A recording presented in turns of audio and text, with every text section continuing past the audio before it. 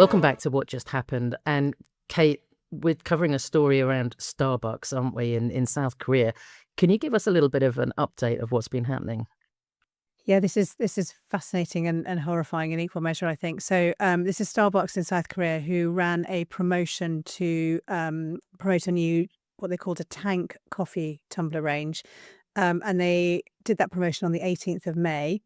And 18th of May is the anniversary of the 1980 Gwangju Uprising in Korea, which was a day when the country's then military dictatorship government used tanks and pretty horrific force to suppress pro-democracy demonstrations, and hundreds of people died or went missing. And it's still, this is recent history. This is still very, very raw in people's memories.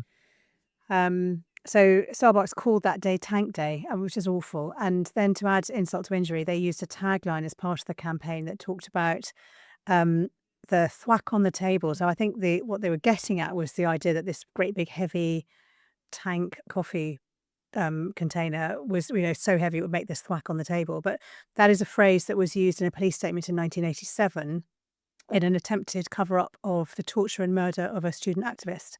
And police had said at the time that student died after investigators had hit the table with a thwack. And that is a very well-known phrase in South Korea. So that really just added to the awfulness of this. Well, we'll talk about the how on earth that happened. I mean, what an incredibly insensitive campaign. But let's just sort of focus on what's happened as a result. So the response has been really interesting, and Starbucks it's quite difficult to control some of these things in Starbucks, I think, because it is a sort of franchise operation. And in Korea, it's a majority owned by a company called Emart, which is a retail subsidiary of an organization called the Shinsegae Group. And Shinsegae responded incredibly quickly. So they fired the Starbucks Korea CEO that same day. Wow. I know, amazingly quick, isn't it? And then obviously they pulled the promotion straight away and they launched an investigation. But that wasn't soon enough to stop there being mass boycotts.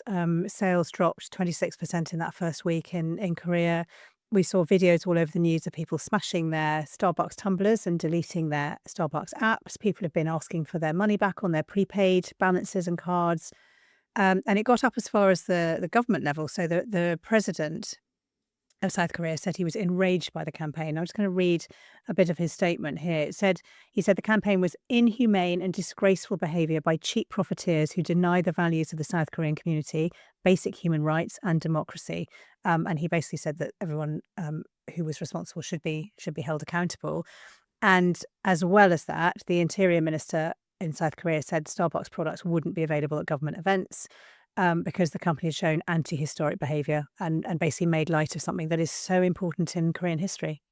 And the fact that there's a police inquiry going on at the moment, and obviously we don't know the results of that, but what has happened is that people are taking to the internet.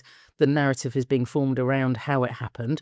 I've been reading about that it was possibly to do with the marketing campaign not being signed off, and that perhaps that tagline was chosen with the help of AI. That was reported in the Guardian. But the fact that people possibly didn't sign this off that just blows my mind.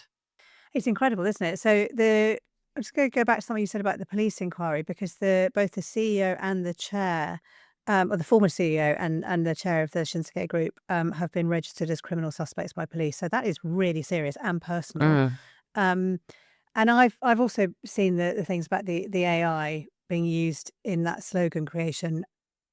I saw something saying that it had been signed off, but the people who signed it off hadn't actually read it. So I guess that counts as not signing it off. I don't know, but I think technically it did get signed off locally, but whether it got signed off with full knowledge is the question, I think. What about how they're actually dealing with it?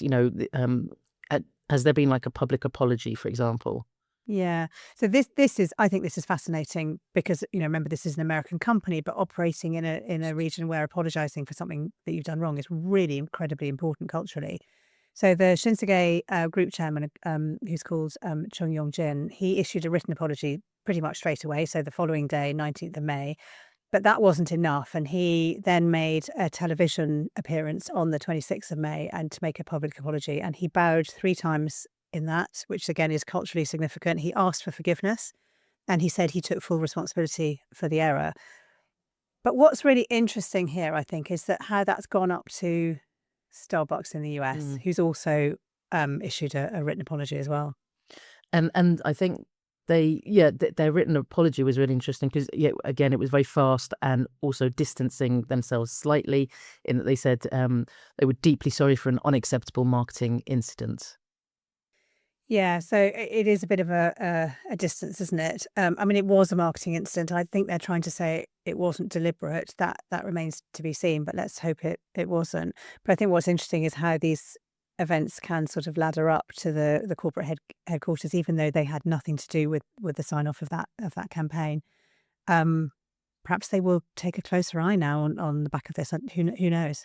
They also were sort of reactive in that they did send a written apology to the May 18th Foundation, which is the body that represents Gwangju victims, but only after the foundation asked for a formal response. Yeah. So again, that may be a cultural issue in the US, that we know that US companies generally are pretty reluctant to issue an apology. It can lead to all sorts of liability issues and things in the US in a way that perhaps it doesn't in the UK. So the fact they have done it, I think really shows how serious this is.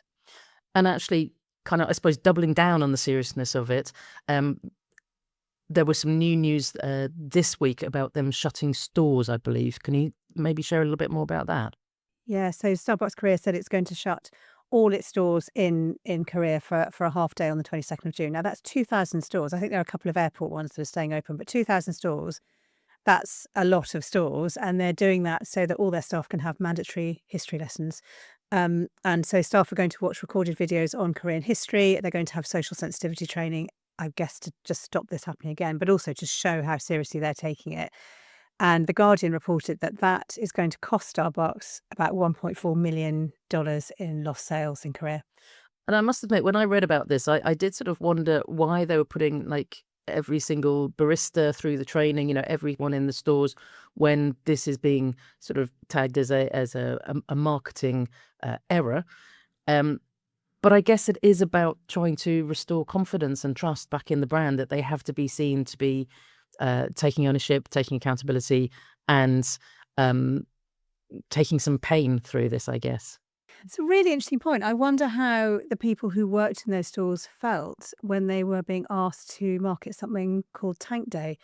We don't know that. I'm sure this stuff will come out later on, and we might revisit this actually for a full episode at some point, because I think it will be fascinating to see whether the people working in stores thought this was a good idea or not, whether they realised the historical context and significance. We just don't know, but it'd be fascinating to see. And there's so much that we don't know about, the sign-off process and who was in the room in terms of coming up with the campaign. Were there intergenerational issues? Is it just, I don't know. There's so much we don't know. I think we will have to revisit it. Part of the takeaways are definitely do not rely on AI and just, no sign-off. But I think, that diversity of thought is a really important area to look at as well.